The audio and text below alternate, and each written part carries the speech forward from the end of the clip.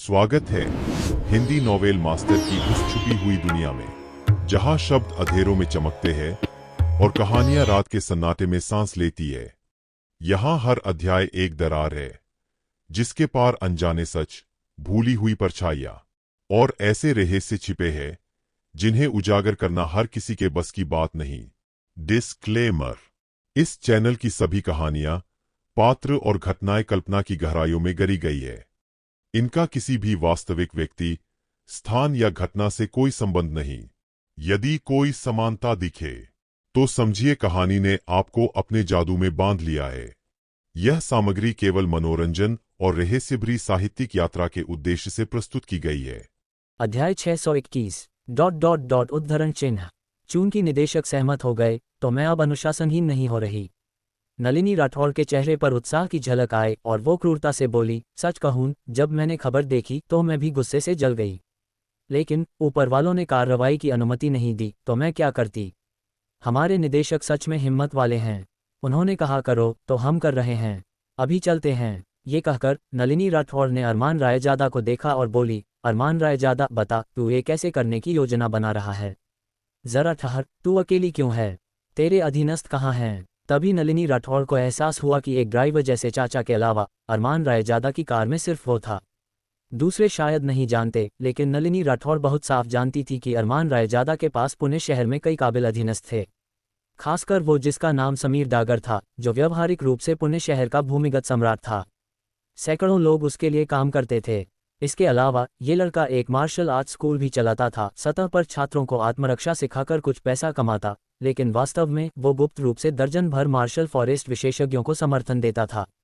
इसके अलावा हाल ही में अरमान रायजादा के पास एक चुपचाप सनकी शख्स आया था जिसके गले में सांप लिपटा था। ये सनकी शख्स अरमान रायजादा के प्रति बेहद सम्मानजनक था। समीर डागर और दूसरों के विपरीत जो अरमान रायजादा को बॉस कहते थे, ये सनकी शख्स और ज्यादा गहरा था, सीधे उसे गुरु कहता था। लेकिन ये सनकी शख्स सिर्फ अरमान रायजादा के प्रति सम्मानजनक था। उसकी ताकत का अनुमान दक्ष स्तर के शिखर पर था, एक सुपर विशेषज्ञ जो किसी भी समय महादक्ष स्तर में ब्रेक थ्रू कर सकता था। सच कहूं, नलिनी राठौड़ सच में अरमान रायजादा से ईर्ष्या करती थी। उसे नहीं पता था वो कैसे ऐसा विशेषज्ञ हासिल कर लेता जो उसके प्रति इतना वफादार था। अगर अरमान रायजादा इन विशेषज्ञों में से आधे भी साथ लाता तो ये बेहद प्रभावशाली होता। लेकिन वो उसे इतना खतरनाक काम करने को कह रहा था, फिर भी एक भी विशेषज्ञ नहीं लाया। क्या वो उसे खिलवाड़ कर रहा था? मेरे अधीनस्थ? मेरे पास कोई अधीनस्थ नहीं है। इसके अलावा मेरे अधीनस्थ सब रफ लोग हैं। जो कुछ वे जानते हैं वो मैं जानता हूँ। उन्हें लाने का क्या फ़ायदा? अरमान रायजादा ने थोड़ा अजीब होकर कहा, मैं तुझे छोड़ती हूँ। क्या तू सोचता है एंताई भवन तेरा घर है कि तू कब चाहे घुस और निकल सकता है? नलिनी राठौड़ ने अरमान रायजादा को आंखें दिखाईं, फिर बोली, जरा मेरे लिए यहाँ ठहर। चूंकि निदेशक सहमत हो गए तो मुझे जयपुर शहर सशस्त्र पुलिस ब्रिगेड के एलिट्स को जुटाने में कोई समस्या नहीं होनी चाहिए। 10 मिनट बाद नलिनी राठौड़ पूरी तरह सशस्त्र छोटी टीम लेकर निकली। अरमान रायजादा ने उन्हें देखा। इस टीम में हर शख्स का ऑरा मजबूत था, आंखें तीखी, और कुछ में तो बुरा क्यों था, साफ संकेत कि उन्होंने खून देखा था। वे सच में एलीट थे। कार में बैठो, चलते हैं। नलिनी राठौड़ ने हाथ हिलाया और सब एक काली एसयूवी में घुस गए। अरमान रायजादा ने इधर अपनी कार चलाई। अंताई फार्मास्यूटिकल भवन 47 मंजिलों वाला और 218 मीटर ऊंचा जयपुर शहर की सबसे ऊंची इमारत था। अंताई कंपनी ने इसे बनाने में 100 करोड़ निवेश किया था। 20वीं मंजिल के नीचे सब विभिन्न इंटरनेट कंपनियों के बिजनेस ऑफिस थे। 20वीं मंजिल के ऊपर भारत में अंताई फार्मास्यूटिकल का मुख्यालय ऑफिस भवन था। खासकर सबसे ऊपरी मंजिल 47वीं मंजिल भारत में अंताई फार्मास्यूटिकल की सबसे बड़ी प्रयोगशाला थी, जिसमें उनका सबसे बड़ा रहस्य छुपा था। अरमान रायजादा और उसका समूह अंताई भवन पहुंचे, लेकिन तुरंत 20वीं मंजिल के ऊपर नहीं घुसे। वे पहले 17वीं मंजिल के लाउंज में गए, जहां एक कॉफी शॉप थी। उनके समूह में 6 लोग थे। नलिनी राठौड़ और अरमान रायजादा के अलावा 4 और थे। उनमें से एक अभी सिर झुकाए उसके हाथ लैपटॉप पर तेजी से टाइप कर रहे थे। बाकियों की नज़रें उसकी कीबोर्ड पर टिकी थीं। इस पल वो अंताई भवन की रक्षा निगरानी प्रणाली को क्रैक कर रहा था। इस प्रणाली को तोड़े बिना वे शायद अंताई कंपनी में घुस भी नहीं सकते, जांच की बात तो दूर।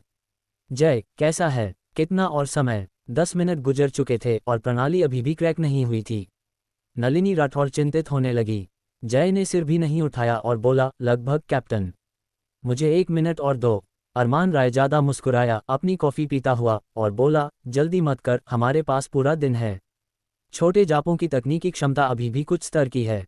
धीरे कर, साथी। लेकिन जैसे ही अरमान रायजादा ने बोलना खत्म किया, बीप बीप बीप, क्लिक, जय के कंप्यूटर ने एक अजीब आवाज़ निकाली। ओके, सफलतापूर्वक क्रैक। जय ने मुट्ठी कसी, फिर लैपटॉप से एक छोटी काली चिप निकाली और सबको मुस्कुरा कर बोला, मैंने एंताई भवन की सबसे ऊंची अथॉरिटी इस चिप में सेट कर दी है।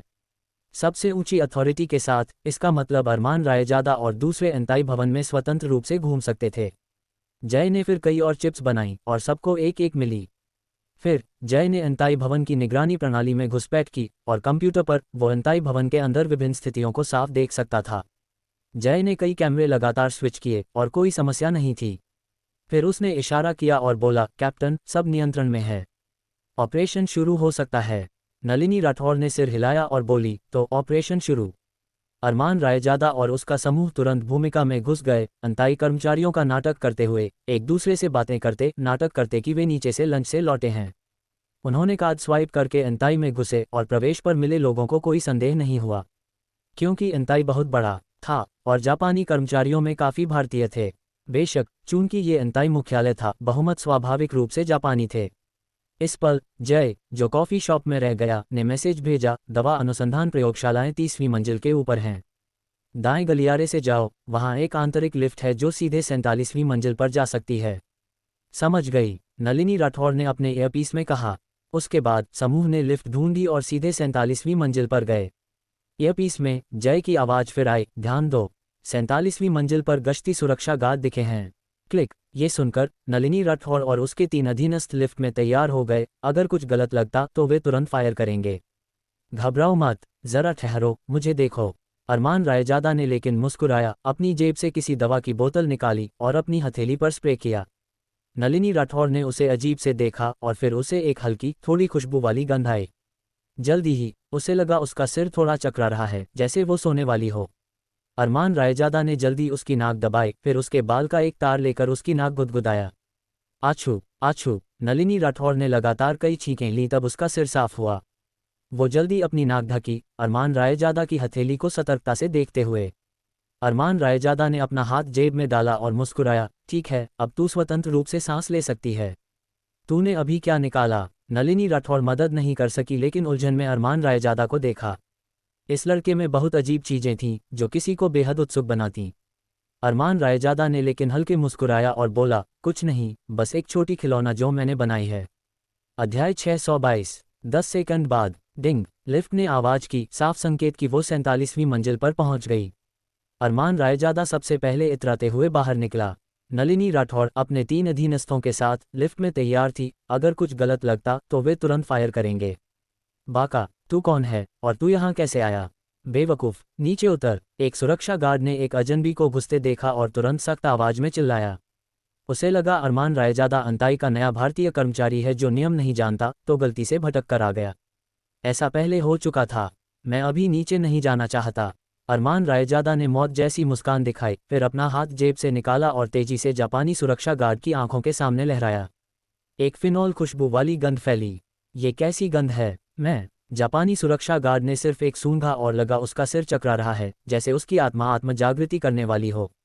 उसका शरीर और मन अब उसके नियंत्रण में नहीं थे। तेरा नाम क्या है? अरमान रायजादा के शब्द निकले। सुरक्षा गार्ड जैसे सम्मोहित, ईमानदारी से जवाब दिया, मेरा नाम यामामोटो तारो है। तू कहाँ से है? अरमान रायजादा ने फिर पूछा। सुरक्षा गार्ड ने जवाब दिया, मैं गुलमर्ग से हूँ।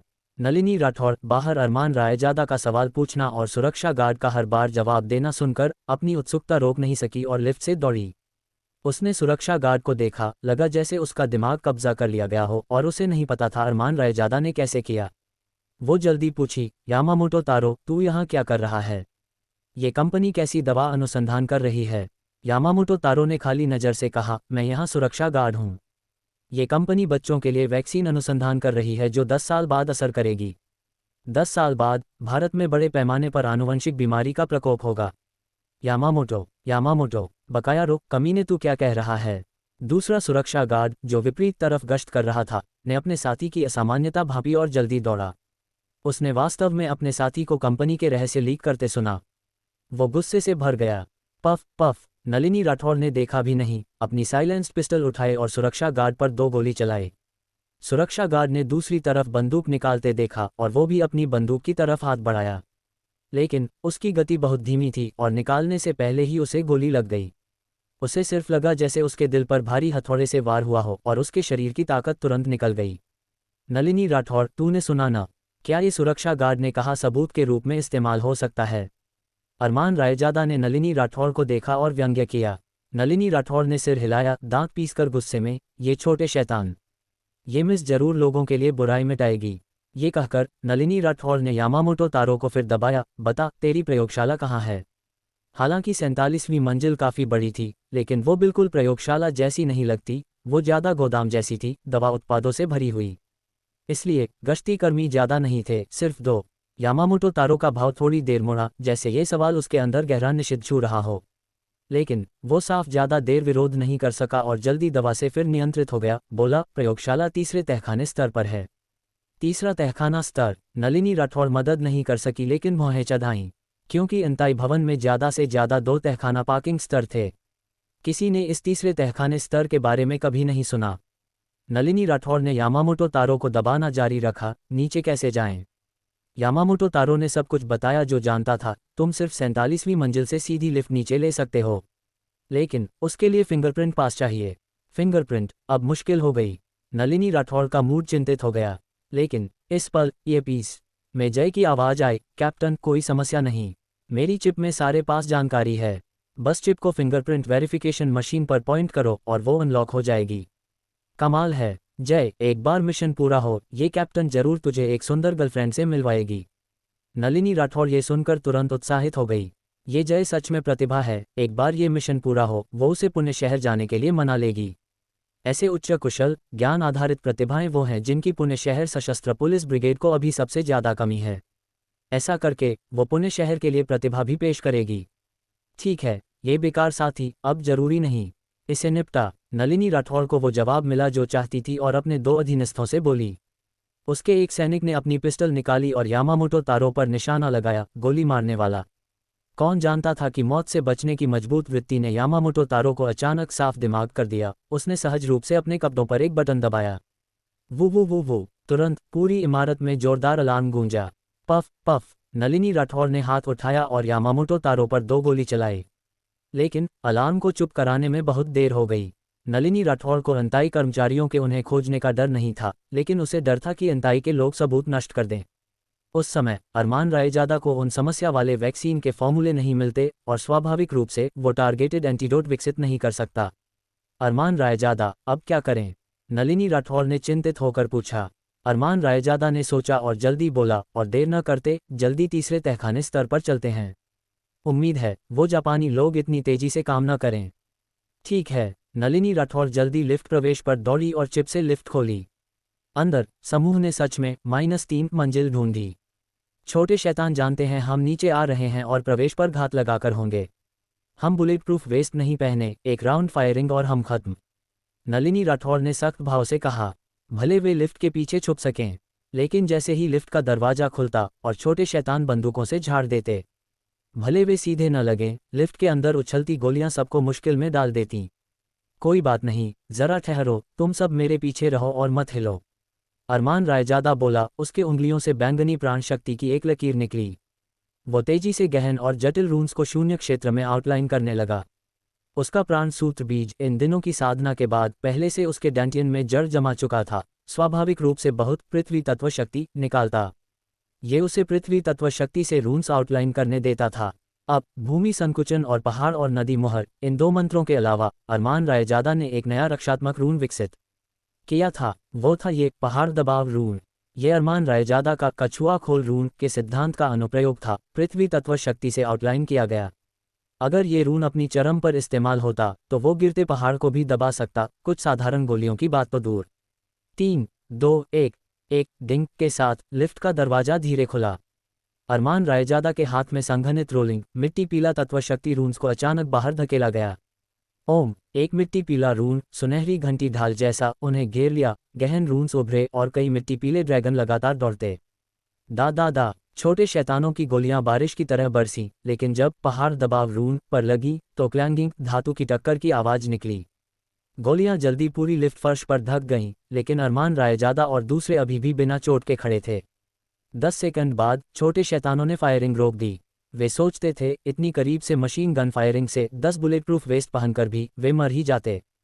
छोटे शैतान, तुमने काफी गोली चलाई। अगर हाँ, तो ये दादी तुम्हें एक मीठा छोटा तरबूज देगी। जैसे ही छोटे शैतान स्तब्ध थे, सोचते हुए कि इतनी फायरिंग के बाद लिफ्ट में अभी भी जीवित लोग हैं, एक क्लैंग के साथ एक काली लोहे की गांठ लिफ्ट दरवाजे से बाहर लुढ़की।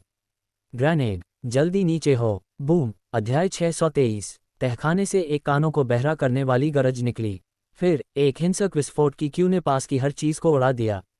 वो जापानी, सोचते हुए कि उनके पास संख्या का फायदा है और मशीन गन, जीत की विश्वास रखते थे और बुलेट प्रूफ वेस्ट पहनने की जहमत नहीं उठाई। इस पल इतनी करीब से ग्रेनेड विस्फोट से पकड़े गए। लिफ्ट प्रवेश के पास कई जापानी तुरंत शराब से लगे। उनके शरीर फटे बोरे जैसे बाहर फेंके गए। चलो बाहर। अरमान रायजादा आगे चला, नलिनी राठौड़ और 3 दूसरे सशस्त्र पुलिस अधिकारी उसके पीछे। वे मदद नहीं कर सके, लेकिन पहले की सुनहरी क्यू ढाल को याद किया। अरमान रायजादा पर एक और नज़र डाली, लगा जैसे सपना देख रहे हों। शून्य से निकाली कोई चीज़ वास्तव में करीब से मशीन गन फायर रोक सकी। तुम तीनों, जो कोई जिंदा दिखे जाकर खत्म करो। कुछ अनुसंधान कर्मी छोड़ो, मुझे उनसे पूछताछ करनी है। नलिनी राठौड़ ने जमीन पर संघर्ष करते अभी जिंदा कई लोगों को देखा, ज्यादातर अंताई के सुरक्षा गार्ड और सब जापानी। उसे उनकी जान की परवाह नहीं थी। हाँ कैप्टन, दूसरे 3 ने आज्ञाकारी जवाब दिया। आज का ऑपरेशन गुप्त था। भले सशस्त्र पुलिस मुख्यालय पर पूछताछ हो, वे बिल्कुल कुछ कबूल नहीं कर सकते। इसलिए गवाह मिटाना जरूरी था, वरना अगर यहाँ की घटनाएं उजागर होती तो 2 देशों के बीच युद्ध से ज्यादा दूर नहीं होता। अरमान रायजादा, ये शख्स लगता है अनुसंधान करता है। इस पल नलिनी राठौड़ ने सफेद लैब कोट में एक अधेड़ उम्र का आदमी ढूंढा, लगभग 40 साल का, चालाक भाव वाला। ये अधेड़ आदमी छोटा था, थोड़ा गंजा और हाल की लड़ाई से डरा हुआ था। थप्पड़ थप्पड़। अरमान रायजादा ने आदमी को 2 थप्पड़ मारे, तब वो थोड़ा होश में आया। अरमान रायजादा ने मांगा, तेरी अनुसंधान प्रयोगशाला कहाँ है? अधेड़ आदमी ने जापानी में कुछ बुदबुदाया। नलिनी राठौड़ समझ नहीं सकी, गुस्सा हो गई और फिर 2 थप्पड़ मारे, उसके 2 दांत गिरा दिए। तू क्या कर रहा है? उसने अभी कहा प्रयोगशाला उस कोने में है और विशेष मैकेनिकल पासवर्ड चाहिए घुसने के लिए, हमारी चिप्स काम नहीं करेंगी। बाकी जापानी नहीं समझते थे, लेकिन अरमान रायजादा समझता था। वो बस महत्वपूर्ण हिस्से पर पहुंचा था जब नलिनी राठौड़ ने मारा। नलिनी राठौड़ ने असहज होकर अपना हाथ वापस लिया। अरमान रायजादा वापस जापानी आदमी की तरफ मुड़ा और बोला, जारी रख। जापानी अधेड़ आदमी ने नलिनी राठौड़ को डर से देखा। क्या देख रहा है? फिर देख, तो मैं तुझे पीटूंगी। नलिनी राठौड़ ने हाथ उठाया जैसे फिर मारने वाली हो। जापानी अधेड़ आदमी ने सोचा नलिनी राठौड़ उसे धमकी दे रही है, मतलब अगर वो नहीं बोलता तो वो उसे मार देगी। उसने जमीन पर मरे अपने साथियों को देखा, पहले से डरा हुआ। वो अनुसंधान करता था, न समुराई न गैंगस्टर, वो सिर्फ भारत में दवा प्रयोग करने आया था। कौन जानता था इतने लोग मर जाते। वो अभी भी जापान लौटकर चेरी ब्लॉसम देखना चाहता था। नलिनी राठौड़ देखकर कि ये अधेड़ आदमी कितना डरपोक है, मदद नहीं कर सकी, लेकिन ठंडे से बोली, बोल। प्रयोगशाला का पासवर्ड क्या है? अंदर कितने लोग हैं? इतनी हलचल से क्या वे अंदर क्या हो रहा है देख सकते हैं? अगर तू नहीं बोलता तो मैं तुझे टुकड़ों में काटकर कुत्तों को खिला दूंगी। कुत्तों को खिला? इतनी क्रूर? अरमान रायजादा ने नलिनी राठौड़ को हैरानी से देखा। उसे उम्मीद नहीं थी कि ये लड़की इतनी अमानवीय है। क्या? बोलने के बाद नलिनी राठौड़ ने अरमान रायजादा को घमंड से देखा। खड़े मत रह, जल्दी अनुवाद कर। कैसा भाव है? मैं उसे बस डरा रही थी। मुझे कहाँ मिलेंगे इंसान का मांस खाने वाले कुत्ते? शुक्र है वो अभी भी साधारण इंसान है, अरमान रायजादा बुदबुदाया, फिर उसके शब्दों को बिना एक शब्द बदले जापानी आदमी को अनुवाद किया। जापानी आदमी सच में डर से कांप गया और दावा किया कि वो निर्दोष है, सिर्फ डेटा इकट्ठा करता था। असली अनुसंधानकर्ता सब अंदर थे, हालांकि उसे नहीं पता वो कैसे अनुसंधान करते थे। बकवास बंद कर, दरवाजा खोल। अरमान रायजादा ने आदमी को प्रयोगशाला के दरवाजे पर ले जाया। इस प्रयोगशाला में मिश्र धातु का दरवाजा था, साधारण इलेक्ट्रॉनिक नहीं। बेसिक फिंगरप्रिंट और आइरिस वेरिफिकेशन के अलावा इसमें सेफ जैसी गियर्स घुमाने की जरूरत थी, कुल 3 स्तर की रक्षा खोलने के लिए। सिर पर पिस्टल दबाकर जापानी अनुसंधानकर्ता के पास दरवाजा खोलने के अलावा कोई चारा नहीं था। लगभग 1 मिनट बाद जापानी आदमी ने सब पूरा कर लिया। एक डिंग के साथ उनके सामने मिश्र धातु का दरवाजा तुरंत खुल गया। ठंडी हवा का झोंका निकला। इस प्रयोगशाला के अंदर तापमान -10 डिग्री सेल्सियस के आसपास होगा। अरमान रायजादा ने देखा कि अंदर दर्जन भर अनुसंधानकर्मी थे, बहुत कसकर लिपटे हुए, लगता था वे ठंडी स्थितियों में प्रयोग कर रहे थे। कौन है? अनुसंधानकर्ताओं ने दरवाजा खुलते और कई लोगों को घुसते देखा, तुरंत गुस्से से भर गए। क्या तुम्हें नहीं पता प्रयोग के दौरान घुसना मना है? कावाशिमा कहाँ है? उसे यहाँ बुलाओ। कावाशिमा सुरक्षा का प्रमुख था। वो पहले ग्रेनेड विस्फोट से सीधे मारा गया था, उसका शरीर टुकड़ों में जोड़ने लायक नहीं।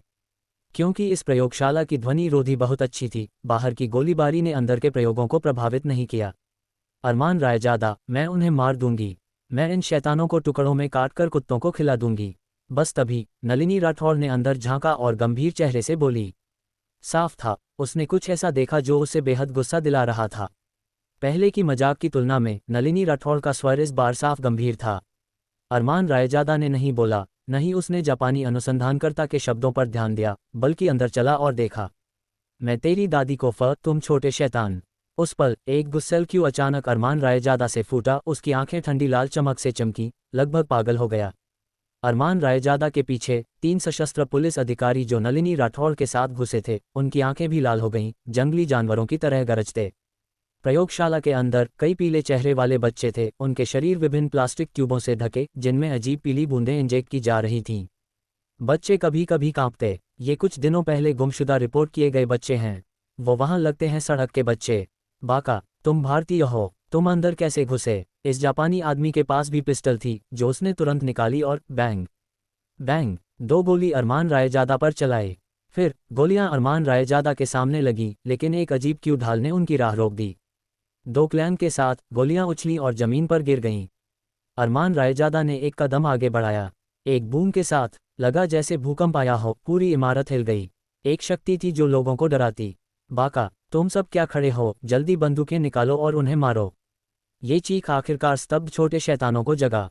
लेकिन इससे पहले कि वे बंदूकें निकालते, उन्हें एक गरज सुनाई दी। उसके बाद कमरा एक विशाल मिट्टी पीले ऊर्जा से भर गया। यह अविश्वसनीय रूप से शुद्ध पृथ्वी तत्व शक्ति थी। जब तक अरमान रायजादा के पैर जमीन पर थे, वो अंतहीन पृथ्वी तत्व शक्ति निकाल सकता था। जल्दी पृथ्वी तत्व शक्ति की धाराएं अरमान रायजादा की उंगलियों पर इकट्ठी हुईं, एक विशाल चट्टान जैसी ऊर्जा गेंद में संघनित। लेकिन ये ऊर्जा गेंद एक टुकड़ा नहीं लगती, बल्कि अनगिनत छोटी अंगूठे आकार की ऊर्जा गेंदों से बनी। समृद्ध रेत विस्फोट। एक दबी आवाज अचानक अरमान रायजादा के गले से निकली। अध्याय 624। बूम। अरमान रायजादा की उंगली पर ऊर्जा क्लस्टर तुरंत फटा। एक चमकदार पीली रोशनी ने तुरंत पूरा कमरा भर दिया, क्योंकि 36 पीली ऊर्जा क्लस्टर तुरंत विस्फोटित हुए। जैसे उनके पास आंखें हों, वे 36 जापानी अनुसंधानकर्ताओं की तरफ दौड़े। Puff puff puff. उड़ते पत्थरों ने आकाश छेदा, खून के ढेर उछालते। अरमान रायजादा ने सिर्फ हाथ उठाया और नीचे किया, सब 1 सेकंड से कम में। अनुसंधान प्रयोगशाला में खून छिटका। अनगिनत तीखी ऊर्जा रेत, चाकू और तलवारों जैसी इंसान के शरीरों से गुजरी, कुरकुरी, हड्डी सिहराने वाली आवाजें निकालती। और शरीर छेदने के बाद खून गुलगुल निकला, जमीन पर टपकता, एक आवाज जो आत्मा को हिला देती। मुझे मत मारो, मैं तुझे जितना पैसा चाहे दे सकता हूँ। हालांकि महत्वपूर्ण जगह पर लगा, कुछ जापानी तुरंत नहीं मरे। मौत का डर उसे दर्द भुला देता और वो अरमान रायजादा के पैरों पर लेटा, फर्राटेदार हिंदी में गले से ये शब्द निकालता। पैसा। अरमान रायजादा ने सिर हिलाया और अपना पैर उठाया। एक पफ के साथ उसने सीधे उसके सिर पर कुचला। पैसा मुझे नहीं चाहिए, मुझे सिर्फ तुम्हारी जान चाहिए। कितना भी पैसा हो, वो तुम्हारी आत्माओं की गंदगी नहीं धो सकता। ये पैसा नर्क में ले जाकर खर्च कर। खत्म हो गया। नलिनी राठौड़ ने पलक झपकाए, विश्वास करने की हिम्मत नहीं की। अरमान रायजादा ने हाथ उठाया और अनगिनत ऊर्जा क्लस्टर निकले, गोलियों से ज्यादा शक्तिशाली। एक तरफा नरसंहार के बाद 30 से ज्यादा लाशें इधर उधर बिखरी और चमकदार लाल खून जमीन पर धका। खून की तेज बदबू उबकाई लाती। कैप्टन, जल्दी आ, ये कुछ बच्चे अभी सांस ले रहे हैं, शायद अभी बचाए जा सकते हैं। इस पल नलिनी राठौड़ के एक अधीनस्थ, एक सैनिक, ने जल्दी सभी बच्चों को प्रयोग टेबलों से बचाया। हालांकि उम्मीद कम थी, वो अभी भी इन बच्चों को पहले इमरजेंसी इलाज के लिए बाहर ले गया। अरमान रायजादा, जाकर देख। जैसे ही नलिनी राठौड़ ने सुना कि बच्चे बचाए जा सकते हैं, वो तुरंत अरमान रायजादा को खींचकर ले गई। चिंता मत कर, मुझे देखने दे। अरमान रायजादा एक धातु प्लेटफॉर्म पर चला जहां 7-8 साल की लड़की लेटी थी। उसके पास दर्जन भर तार जुड़े थे एक मशीन से जिसमें लाइट्स चमक रही थीं। साथ ही वो लगातार पोषण घोल ले रही थी अपनी महत्वपूर्ण संकेत बनाए रखने के लिए। साफ था, इस छोटी लड़की को कुछ एजेंट इंजेक्ट किए गए थे और वो मानव प्रयोग से गुजर रही थी। अरमान रायजादा ने पास के इलेक्ट्रोकार्डियोग्राम को देखा, छोटी लड़की के महत्वपूर्ण संकेत अभी भी स्थिर थे। अरमान रायजादा ने जल्दी सारे तार हटाए, फिर अपनी भंडार थैली से एक महाआत्मा विशरण गोली निकाली और छोटी लड़की को मौखिक रूप से दी। ये महाआत्मा विशरण गोली मानव जिगर पर असर करती है, स्टेम सेल्स की पुनर्जन्म उत्तेजित करती है और शरीर की विशरण क्षमता को बहुत बढ़ा सकती है। अरमान रायजादा को अभी नहीं पता था छोटी लड़की को क्या एजेंट इंजेक्ट किए गए थे, तो वो सिर्फ ये कर सकता था। जब तक छोटी लड़की गुजर जाती, उसके पास उसे ध्यान से जांचने का मौका होता और वो उसे ठीक कर सकता। मैं औषधीय गोली लेने के ज्यादा देर बाद नहीं, छोटी लड़की सच में जाग गई। इस समय दूसरे 3 सशस्त्र पुलिस अधिकारी मदद नहीं कर सके, लेकिन अरमान रायजादा को देखा, सोचते ये भाई कमाल है। न सिर्फ वो बेहद शक्तिशाली साधक है, आत्मजागृति स्तर से ज्यादा मजबूत प्राण शक्ति रखता है, बल्कि वो वैद्य भी है। ये औषधीय गोली लगती है सब जहरों को हटाने वाली है। छोटी लड़की ने अरमान रायजादा और दूसरों को कुछ डर से देखा। अरमान रायजादा मुस्कुराया और बोला, चिंता मत कर, हम पुलिस अधिकारी हैं। बाद में अंकल तुझे बाहर ले जाएगा। जब छोटी लड़की ने अरमान रायजादा की हिंदी आवाज़ सुनी और वो पुलिस अधिकारी था, उसकी आंखों में सतर्कता धीरे गायब हो गई। जल्दी ही वो शारीरिक और मानसिक थकान से सीधे बेहोश हो गई। हिस हिस, इस पल सबने किसी चीज़ के लीक होने की आवाज़ सुनी। वे मुड़े और देखा कि पास ऑक्सीजन टैंक लगता था लीक कर रहा है। शुद्ध ऑक्सीजन में एक छोटी चिंगारी भी बड़ा विस्फोट पैदा कर सकती। यहाँ बहुत से इलेक्ट्रॉनिक उपकरण थे, सब बिजली से चलते। बुरा हुआ, यहाँ विस्फोट होने वाला है। जल्दी बच्चों को बाहर निकालो, नलिनी राठौर ने चिंतित होकर कहा। शुक्र है यहाँ ज़्यादा बच्चे नहीं थे, 5 लोग, हर कोई 2 बेहोश बच्चे ढोकर, भले वे जिंदा हो या मरे, प्रयोग टेबलों पर कोई नहीं छोड़ा। बूम! जैसे ही अरमान रायजादा और दूसरे लिफ्ट से 47वीं मंजिल पर लौटे, उन्हें अचानक जमीन हिलाने वाली कंपन महसूस हुई।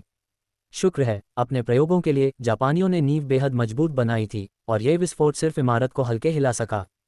कोई चेन रिएक्शन नहीं हुआ, वरना अगर जयपुर शहर की सबसे ऊंची इमारत गिरती या विस्फोटों की श्रृंखला होती तो वो कल की विश्व खबर की हेडलाइन होती।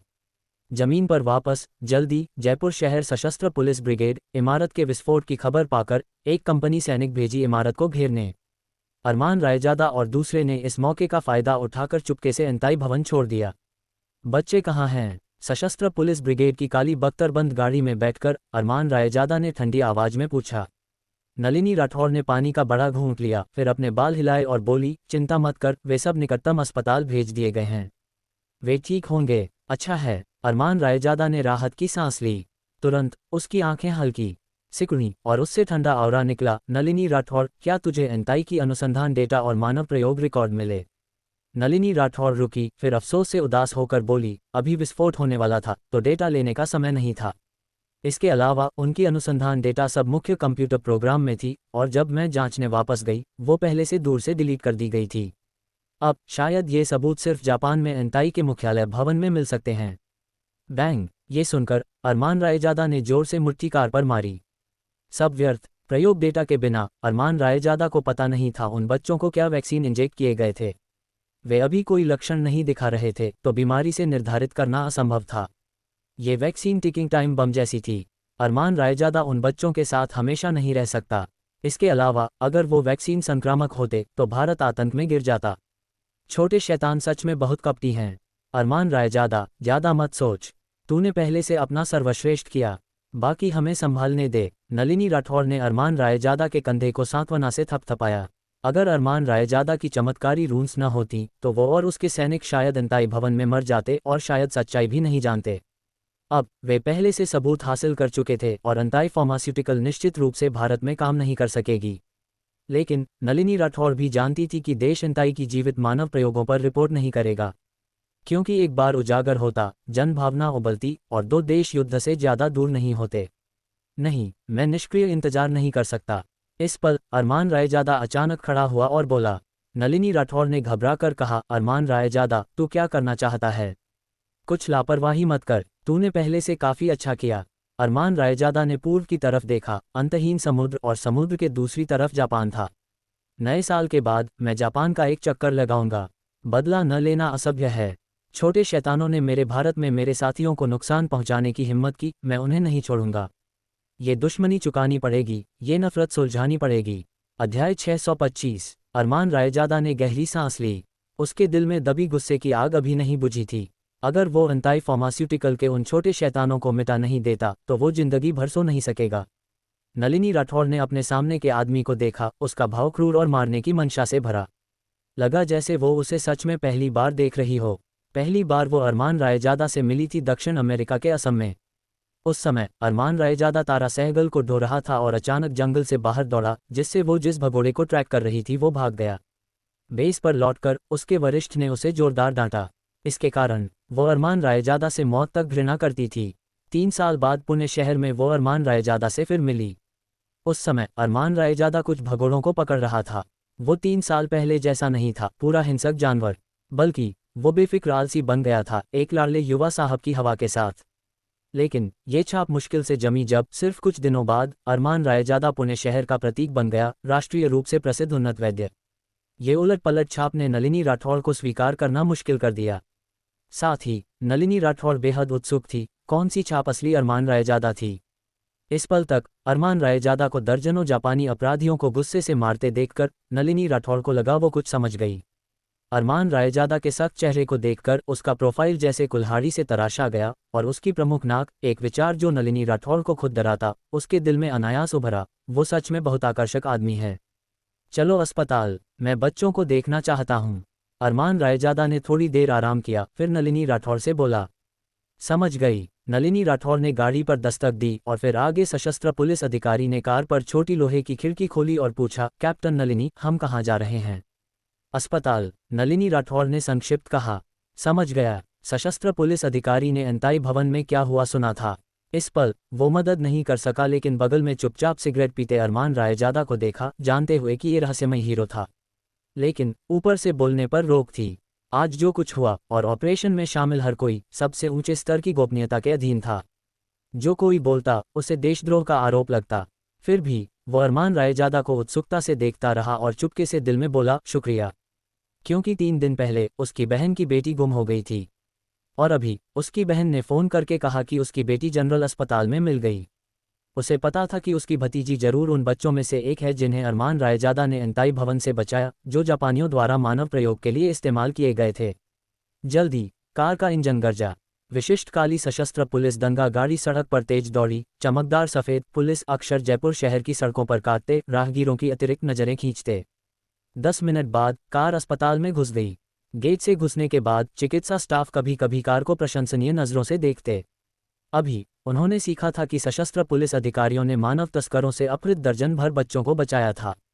दर्जन बच्चे मतलब दर्जन परिवारों की उम्मीद। जब अरमान रायजादा और नलिनी राठौड़ कार से उतरे, एक बहादुर नर्स, उसका चेहरा लाल, आगे आए और अरमान रायजादा से बोली, अधिकारी, तू बच्चों को देखने आया है न?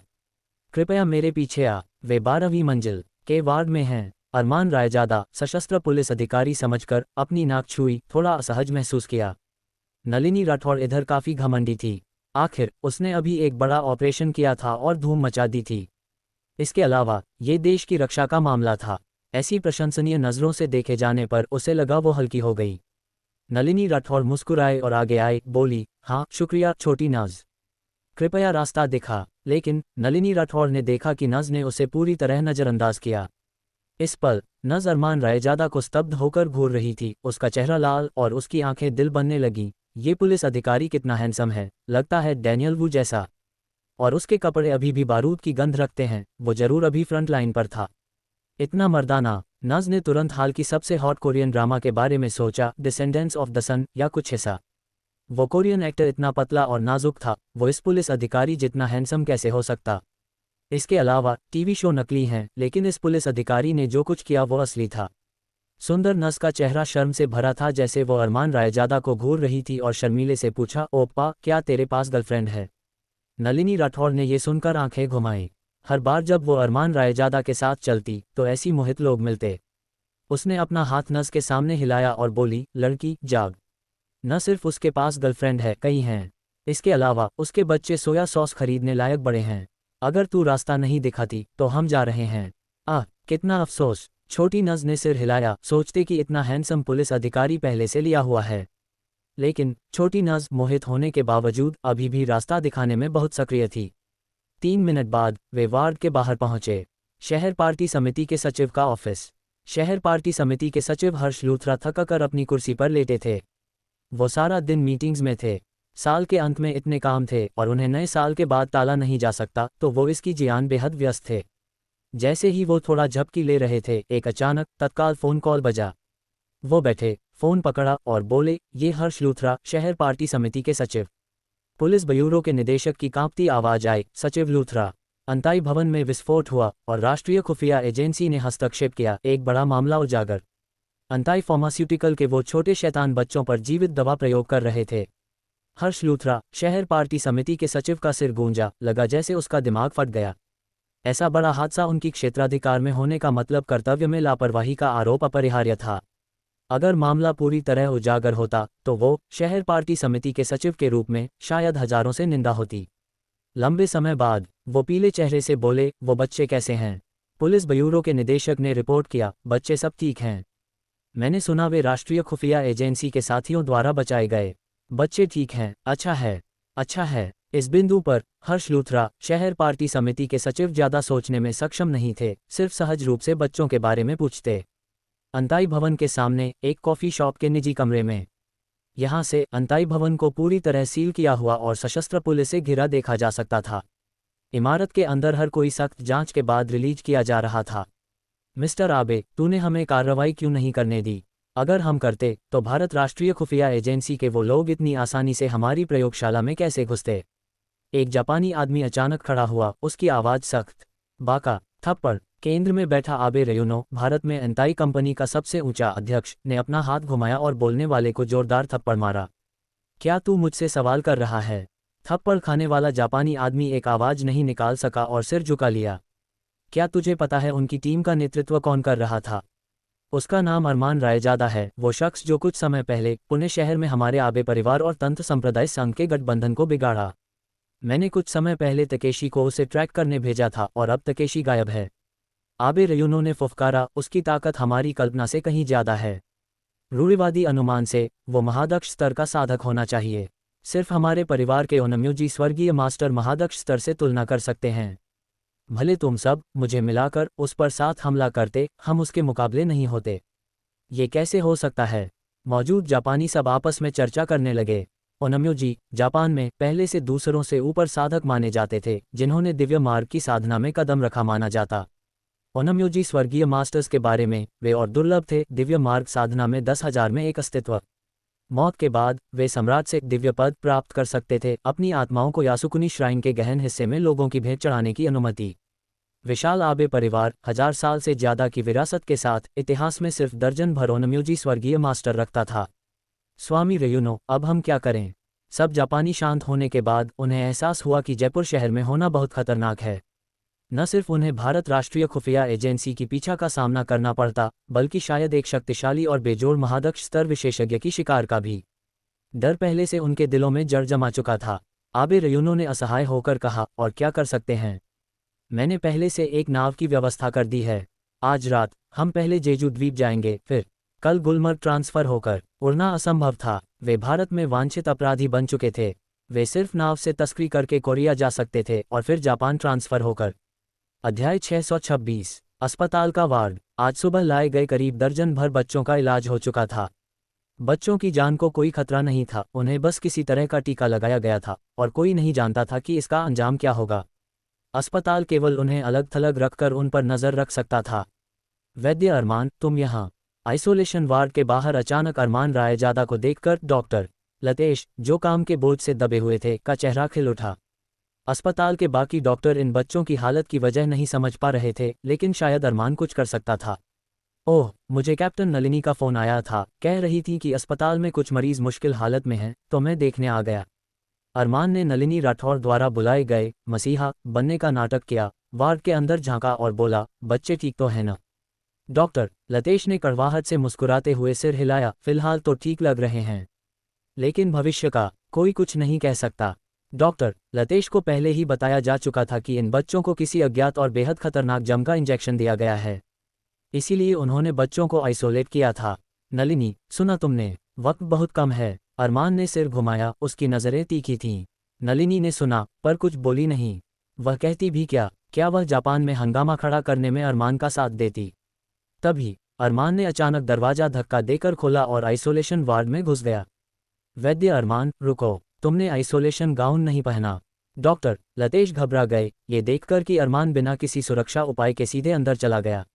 लेकिन नलिनी को कोई परवाह नहीं थी, वह भी उसके पीछे पीछे वार्ड में घुस गई। अगर यह सचमुच संक्रामक था तो वे उन बच्चों के संपर्क में पहले ही आ चुके थे, अब अलग होने का कोई मतलब नहीं था।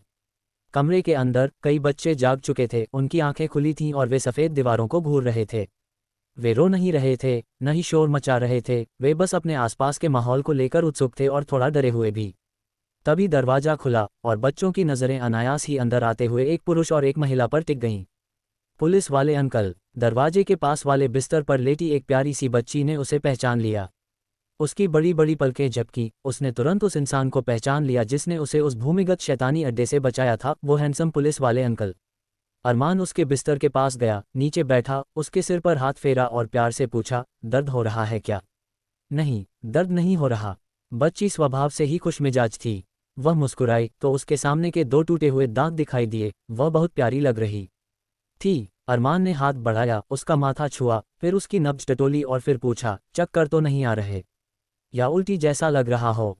नहीं, बिल्कुल नहीं। बच्ची ने सिर हिलाया। उसके हाथ में अभी भी एंटीबायोटिक्स और ग्लूकोज की ड्रिप लगी थी, लेकिन वह उठने की कोशिश करने लगी। अरमान ने जल्दी से उसे पकड़कर लिटा दिया, हिलो मत वरना सुई नस में चुभ जाएगी। कुछ चाहिए तो अंकल को बताओ, मैं ला दूंगा। बच्ची ने अरमान की ओर देखा, उसकी काली आंखें रात के मोतियों की तरह चमक रही थीं। चेहरे पर एक मासूम मुस्कान के साथ उसने अरमान को थोड़ा झुकने का इशारा किया। अंकल थोड़ा नीचे आओ ना, मुझे आपको कुछ देना है। क्या देना है? कोई गिफ्ट है क्या? अरमान ने पलकें झपकाईं और नीचे झुक गया। अंकल, ये लो अपना बैज वापस। अगर यह खो गया तो आपको डांट पड़ेगी। मेरे पापा भी सेना में हैं। बच्ची ने रहस्यमय तरीके से अपनी हथेली खोली और अरमान के हाथ में एक बटन रख दिया। यह एक स्टार के आकार का बटन था, जो अरमान के कॉलर का सजावटी बटन था, जिसे बच्ची ने उसका कंधे का बैज समझ लिया था। बोलने के बाद बच्ची ने धीरे से अरमान के गाल पर किस कर लिया। फिर जैसे उसे थोड़ी शर्म आ गई हो, उसने जल्दी से कंबल अपने ऊपर खींच लिया और अरमान की तरफ देखने की हिम्मत नहीं की। जब अरमान खड़ा हुआ और दूसरे बच्चों को देखने गया तो उसने चुपके से अपना सिर बाहर निकाला, उसकी बड़ी बड़ी आंखें झपक रही थीं, अरमान की पीठ को निहारते हुए। सभी बच्चों की जांच करने और ये तसल्ली करने के बाद कि किसी की जान को तुरंत कोई खतरा नहीं है, अरमान ने वार्ड का दरवाजा बंद किया और बाहर खड़ा हो गया। वह खुद को रोक नहीं पाया और जेब से सिगरेट निकालकर सुलगा ली। उसने एक कश लिया, फिर याद आया कि वह अस्पताल में है, तो उसने आदत के मुताबिक अपनी उंगलियों से ही सिगरेट की आग बुझा दी। उंगलियों के जलने का दर्द उसके दिल की बेचैनी को कम नहीं कर सका। नलिनी, देखा तुमने, कितने समझदार बच्चे हैं। हम इन बच्चों को वो सजा कैसे भुगतने दे सकते हैं जो इन्होंने की ही नहीं। नलिनी के दिल में भी दया का सागर उमड़ आया। अरमान, शायद हालात उतने बुरे नहीं हैं जितना तुम सोच रहे हो सकता है ये कोई साधारण सा वैक्सीन एक्सपेरिमेंट हो। नहीं, अरमान ने सिर हिलाया और दर्द भरी आवाज़ में वह सच बताया जो उसने अभी खोजा था, इन्हें जीन एजेंट का इंजेक्शन दिया गया है। थोड़े समय में कोई बदलाव नहीं दिखेगा, लेकिन जैसे जैसे इनका शरीर विकसित होगा, ये जीन एजेंट इनके अंगों की बनावट को पूरी तरह बदल देंगे। नलिनी, क्या तुमने कभी चूहे की पीठ पर इंसानी कान उगते देखा है? अरमान ने क्रूर सच्चाई बयां की। कुछ साल पहले भारतीय विज्ञान ने ये पहली कोशिश की थी। यह बायोलॉजिकल और जेनेटिक साइंस का एक प्रयोग था, लेकिन उस समय कान का ढांचा और कोशिकाएं बाहर तैयार की गई थीं और फिर चूहे पर ट्रांसप्लांट की गई थीं। लेकिन अब ये जापानी एजेंट साफ तौर पर उससे कहीं ज़्यादा एडवांस है। कोई नहीं जानता कि बड़े होकर ये बच्चे किस तरह के राक्षस बन जाएंगे। तुम्हारा मतलब है? नलिनी अरमान के वर्णन से बुरी तरह डर गई थी। इतने प्यारे बच्चे अगर बड़े होकर राक्षस बन गए तो कौन इसे स्वीकार करेगा? यहाँ तक कि बच्चों के माता पिता भी शायद पागल हो जाएंगे।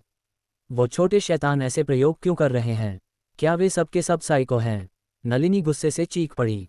अरमान ने सिर हिलाया और कहा, अगर जीन बायोलॉजिकल साइंस को सचमुच लागू कर दिया जाए तो इसका मतलब है कि इंसानों के पास बदलने के लिए अंगों की कभी न खत्म होने वाली सप्लाई होगी। कोई रिजेक्शन नहीं होगा, क्योंकि सब कुछ उनकी अपनी ही कोशिकाओं के विभाजन से बनेगा। अगर यह सचमुच सफल हो गया तो कोई भी बीमारी समस्या नहीं रहेगी। इंसान की उम्र पर असर डालने वाली बस एक ही चीज़ होगी, आत्मा की शक्ति। इंसान कभी भी शरीर की मौत की वजह से नहीं मरेगा, क्योंकि अगर यह प्रयोग सफल हुआ तो इंसान के सभी अंग, त्वचा और ऊतक नए बदले जा सकेंगे। यहाँ तक कि सबसे खतरनाक कैंसर भी फैलने से पहले बस उस अंग को बदलकर ठीक किया जा सकता है। उस समय जब तक आत्मा है, चाहे कोई भी बीमारी हो, इंसान अपना खराब हिस्सा बदल सकता है। एक तरह से यह विज्ञान इंसान के अमरता के सपने को सच कर सकता है। नलिनी उसकी बातें सुनकर सन्न रह गई। काफी देर बाद वह बड़बड़ाई, वो छोटे शैतान, क्या वे सचमुच इतने पागल हैं? अध्याय 627। अरमान कुछ पल खामोश रहा, फिर गलियारे में निकल गया। चेहरे पर लगती ठंडी हवा ने उसके दिमाग को थोड़ा शांत किया। वह बोला, वो छोटे शैतान हमेशा से ही एक विक्षिप्त कौम रहे हैं। वे न सिर्फ विदेशियों के प्रति क्रूर हैं, बल्कि अपने ही लोगों के प्रति भी। मुझे लगता है कि यह पहली बार नहीं है जब उन्होंने इंसानों पर ऐसे प्रयोग किए हैं। उनकी तकनीक अभी काफ़ी परिपक्व लगती है। इस जीन एजेंट को नियंत्रित करना इतना आसान नहीं है। अगर यह शुरुआती शोध के चरण में होता तो शरीर की एंटीबॉडी कोशिकाएं शायद कुछ ही मिनटों में इम्यून अटैक कर देतीं, जिसके बाद इंसान को कई तरह की जेनेटिक बीमारियां हो जातीं। हल्की जेनेटिक बीमारियों में हीमोफिलिया, कलर ब्लाइंडनेस और एल्बिनिज्म शामिल हैं। अगर यह गंभीर हुआ तो कटे होंठ, तालु, जन्मजात हृदय रोग, सिजोफ्रेनिया और न जाने क्या क्या। अरमान का चेहरा बेहद गंभीर था, जैसे उसे कुछ बहुत बुरा याद आ रहा हो। अरमान की बातें सुनकर नलिनी का चेहरा भी उतर गया। कुछ देर बाद वह अचानक खड़ी हुई और बोली, नहीं, मुझे वापस अंताई बिल्डिंग जाकर फिर से तलाशी लेनी होगी, शायद कोई सुराग मिल जाए। तुमने जो कहा वह बहुत डरावना है। अगर यह मसला हल नहीं हुआ तो मुझे हर रात बुरे सपने आएंगे। ठीक है, मैं तुम्हारे साथ चलता हूँ। अरमान को नलिनी की जो बात सबसे ज्यादा पसंद थी वह थी उसका कूट कूट कर भरा हुआ न्याय का जज्बा। इस वक्त अंताई बिल्डिंग की घेराबंदी के बाहर लोगों का सैलाब उमड़ा हुआ था। अभी अभी भूकंप आया था, महसूस हुआ क्या? भूकंप कैसा? वह तो साफ साफ जमीन के नीचे हुआ धमाका था। मैं अभी पहली मंजिल पर था और मैंने एक जोरदार धमाके की आवाज़ सुनी। लिफ्ट से धूल गिर रही थी। अगर भूकंप होता तो पूरे जयपुर शहर में सिर्फ अंताई बिल्डिंग में ही भूकंप क्यों आता? हाँ यार, मुझे भी लगता है ये धमाका ही था। और देखो, 5 मिनट भी नहीं हुए कि सशस्त्र पुलिस ब्रिगेड आ गई और बिल्डिंग को घेर लिया। सुना है आतंकवादी आए हैं। हैं? आतंकवादी? भारत में आतंकवादी कैसे हो सकते हैं? वे जरूर उन छोटे शैतानों के लिए आए होंगे। ये बहुत खतरनाक है। हम सब इन पूंजीपतियों के लिए काम कर रहे हैं। इतनी कम तनख्वाह के लिए मैं अपनी जान जोखिम में क्यों डालूं? नहीं भाई, मैं तो कल ही इस्तीफा दे रहा हूँ। अंताई अब सुरक्षित नहीं है। मैं भी इन शैतानों के लिए काम नहीं करूँगा। कल ही छोड़ रहा हूँ। ऐसी बातें और चर्चाएं चारों तरफ हो रही थीं। ज़्यादातर वे वाइट कॉलर कर्मचारी थे जो धमाके के बाद अंताई बिल्डिंग से जान बचाकर भागे थे। ये लोग ज़्यादातर निचली मंजिलों पर काम करते थे, जबकि ऊपरी मंजिलों पर काम करने वाले लोग ज़्यादातर जापान के थे, जिन्हें अंताई मुख्यालय ने भारत भेजा था। ये जापानी लोग हालांकि एक तरफ खड़े होकर घमंड से सशस्त्र पुलिस के जवानों को पीछे हटने का इशारा कर रहे थे। वे पुलिस को तलाशी के लिए कंपनी में घुसने नहीं दे रहे थे। अंताई एक विदेशी कंपनी थी। जब ये पहली बार जयपुर शहर में आई थी तो इसे बहुत तवज्जो मिली थी। इस दौर में जहां अर्थव्यवस्था सबसे ऊपर है, विदेशी निवेश लाना एक बड़ी राजनीतिक उपलब्धि थी। पिछले कुछ सालों में अंताई जयपुर में बहुत फली फूली और विदेशी उद्यम गठबंधन की नेता बन गई और साथ ही और भी ज़्यादा बेपरवाह हो गई। उधर दूसरी तरफ अंताई के कई बड़े अधिकारी एक साथ खड़े थे। उनके चेहरों पर घबराहट साफ दिख रही थी। मिस्टर यमादा, क्या आपका मिस्टर आबे से संपर्क हुआ? वे सब यमादा से बार बार पूछ रहे थे। यमादा कंपनी का कार्यकारी उपाध्यक्ष था और भारत में अंताई कंपनी का बिजनेस हेड। हालांकि इतनी ठंड के बावजूद यमादा के माथे पर पसीना चमक रहा था। वजह यह थी कि वह काफ़ी देर से आबे रेयूनो को कॉल करने की कोशिश कर रहा था, लेकिन फ़ोन आउट ऑफ सर्विस बता रहा था। इसका सिर्फ एक ही मतलब हो सकता था, आबे अब भारत में नहीं था। वह देश छोड़कर भाग चुका था। एक अधिकारी के रूप में वह जानता था कि आबे और उसके गुर्गों ने भारत में क्या क्या अवैध धंधे किए थे। अगर यह बात खुल गई तो भारत के लोग शायद उन्हें जिंदा चबा जाएंगे। ये सोचते हुए यमादा ने आखिरी दम तक विरोध करने का फैसला किया।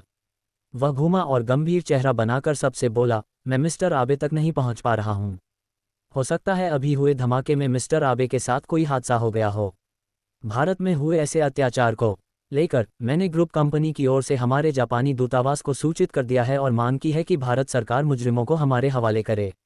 ये सुनते ही अंताई कंपनी मुख्यालय के अन्य जापानी विभाग प्रमुख तुरंत उत्तेजित हो गए। मिस्टर आबे हमारे अंताई मुख्यालय के प्रमुख सदस्य हैं और भविष्य में चेयरमैन बनने के दावेदार भी।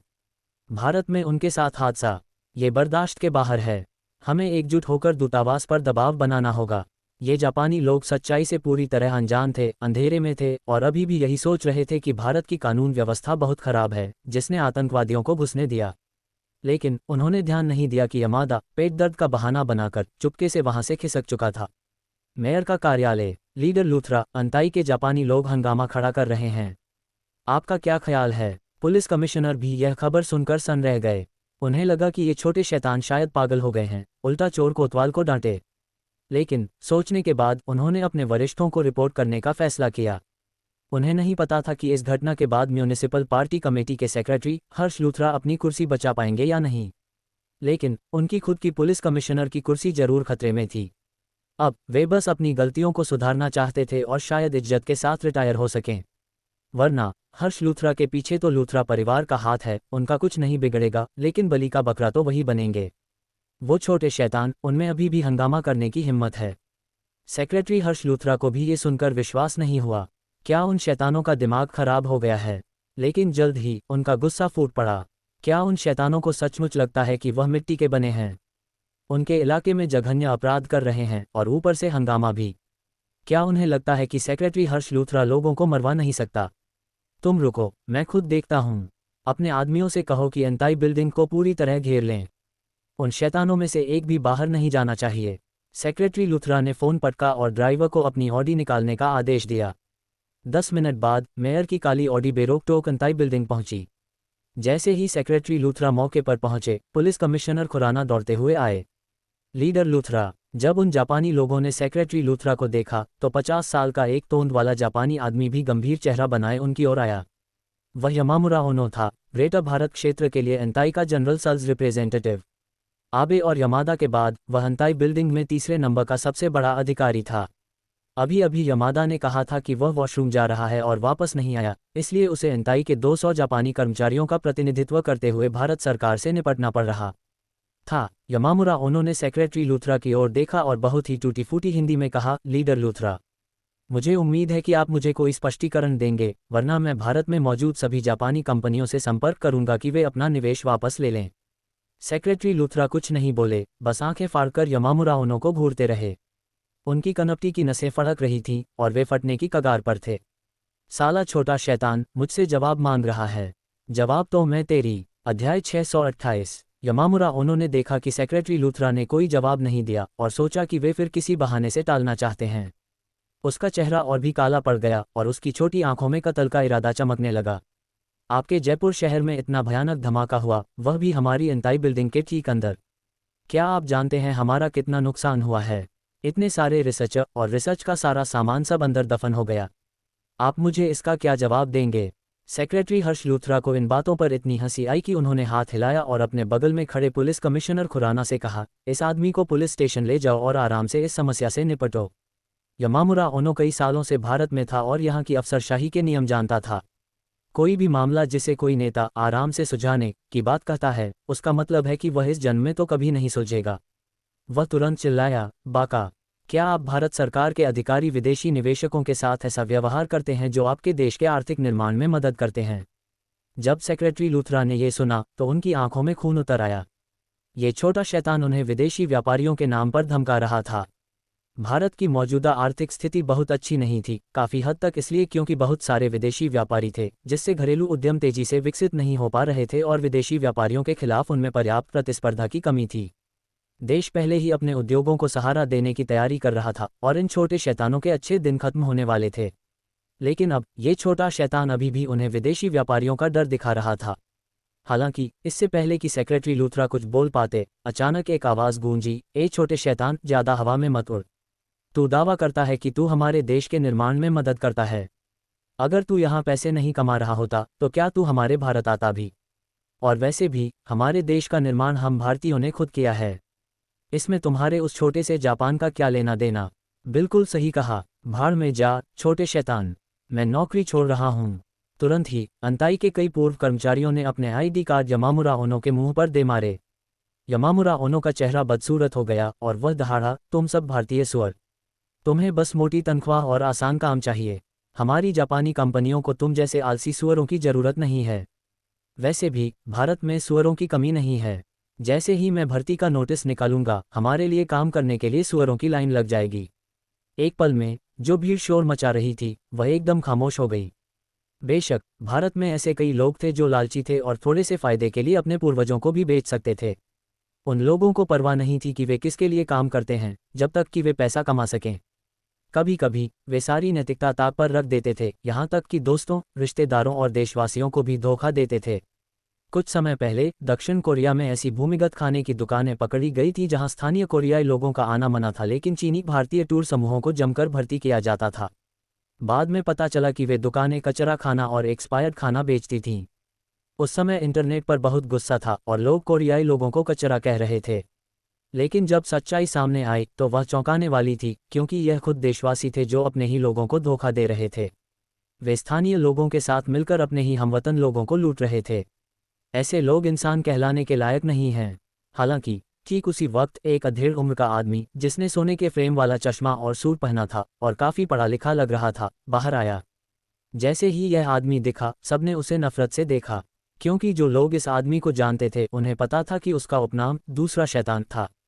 वह टोक्यो यूनिवर्सिटी का टॉपर था, 10 साल जापान में रहा था और उसकी भाषा और तौर तरीके किसी असली जापानी से अलग नहीं थे। यमामुरा ओनो ने इस आदमी को आगे आते देखा और तुरंत विजयी मुस्कान बिखेरी। ये दृश्य बिल्कुल वैसा ही था जैसा उसके दादा ने अपनी डायरी में लिखा था जब जापानियों ने पहले हमला किया था। उस समय जहां भी शाही सेना पहुंचती थी, हमेशा ऐसे कुछ अवसरवादी होते थे जो शाही सेना के लिए रास्ता दिखाते थे। तभी उस अधेड़ उम्र के आदमी ने अपना चश्मा ठीक किया और गंभीरता से बोला, मिस्टर यमामुरा, मैं 20वीं मंजिल पर इंडोटेक सॉल्यूशंस का मालिक हूं। मैंने और मेरे भागीदारों ने अभी अभी आपकी बातें सुनी और हमें बहुत बुरा लगा। हमारा मानना है कि हमारी कंपनी एक असली भारतीय उद्यम है और हम आप जैसे मकान मालिकों का स्वागत नहीं करते जो भारत और भारतीयों को नीची नज़र से देखते हैं। ये रहा हमारा ऑफिस लीज एग्रीमेंट। ये 5 साल के लिए है, जिसमें 2 साल बाकी हैं। अनुबंध तोड़ने का जुर्माना सालाना 5 लाख रुपये है। चर्र यमामुरा ओनो और सबके सामने उस आदमी ने सचमुच 10 लाख का कॉन्ट्रैक्ट फाड़ दिया। हमारी कंपनी 10 लाख का नुकसान उठा सकती है। मैं 10 लाख रुपये के लिए यह नहीं भूलूंगा कि मैं एक भारतीय हूं और मैं अपने पूर्वजों को नहीं भूलूंगा। मैं एक शान वाला इंसान हूं जिसने इस देश का पानी पिया है। मेरे पूर्वज भारतीय थे। मेरा बेटा, पोता और परपोता हमेशा भारतीय रहेंगे। ये कभी नहीं बदलेगा। बोलने के बाद वह शख्स पीछे हट गया। जल्द ही एक मिनीवैन वहां आई। चूंकि पुलिस ने रास्ता रोक रखा था, गाड़ी अंदर नहीं आ सकती थी, इसलिए गाड़ी में मौजूद व्यक्ति को सामान हाथ में उठाकर लाना पड़ा। वह पसीने से लथपथ था। एक बड़ा बैग उठाए हुए वह उस अधेड़ उम्र के आदमी की ओर दौड़ा और बोला, सूरज भाई, ये रहा 10 लाख कैश जो आपने मंगाया था। आप तो इंटरनेट कंपनी वाले हैं ना? आप हमेशा ऑनलाइन ट्रांसफ़र करते हैं, आज इतना कैश क्यों चाहिए? उस आदमी ने मुस्कुराकर कहा, इसके मुंह पर मारने के लिए। बोलने के बाद उस आदमी ने बड़े बैग से नोटों की एक गड्डी निकाली, पूरे 10,000। यह एक ईंट की तरह सख्त और मोटी थी। छोटे शैतान, तुझे पैसे से बहुत प्यार है ना? ये ले। उस आदमी ने एक गड्डी निकाली और सीधे यमामुरा ओनो के सिर पर दे मारी। धड़ाम। यमामुरा ओनो को जरा भी अंदाजा नहीं था कि टोक्यो यूनिवर्सिटी का उसका जूनियर, जो हमेशा उसे खुश करने के लिए पीछे पीछे घूमता था और शाही सेना के प्रति इतना वफादार था, वह सचमुच उसे पैसों से मारेगा। वह सन्न रह गया। जब तक 10,000 रुपये उसके सिर पर नहीं लगे, जिससे वह लगभग बेहोश हो गया, तब जाकर उसे होश आया। बाका। यमामुरा ओनो को चोट लगी और उसके पीछे खड़े जापानी लोग भी उग्र हो गए। हालांकि उनका सामना दंगारोधी पुलिस से था, जो दंगों से निपटने में बहुत अनुभवी थी। इस समय अपने डंडे थामे उन्होंने उन सबको पीछे धकेल दिया। सशस्त्र पुलिस का एक अधिकारी आगे बढ़ा, उस अधेड़ उम्र के आदमी को अपने पीछे खींचा और बोला, भाई, तुम तो असली मर्द निकले। वह आदमी मुस्कुराया और बोला, ये 10,000 रुपये वैसे तो ज़्यादा नहीं लगते, लेकिन अभी उससे इसे मारने में जो सुकून मिला, ओफ, अब मुझे लगता है कि पैसा कमाना बहुत सार्थक है। कम से कम छोटे शैतानों की धुलाई करने में बहुत मज़ा आता है। ... इस हंगामे के बीच अरमान और नलिनी एक बार फिर चुपके से अंताई बिल्डिंग की प्रयोगशाला में घुस गए और तलाशी ली। बदकिस्मती से अंताई के लोग बहुत सतर्क थे। सारा डेटा सेंट्रल कंप्यूटर में जमा था और इस सेंट्रल कंप्यूटर का डेटा अंताई के जापानी मुख्यालय ने साफ कर दिया था। जब तक वे जापानी मुख्यालय नहीं जाते, अरमान को शायद कोई डेटा नहीं मिलता। छोड़ो, वापस चलते हैं और कोई और रास्ता सोचते हैं। अरमान और नलिनी ने पूरी बिल्डिंग छान मारी थी, लेकिन कोई काम की जानकारी नहीं मिली, इसलिए उन्हें हार माननी पड़ी।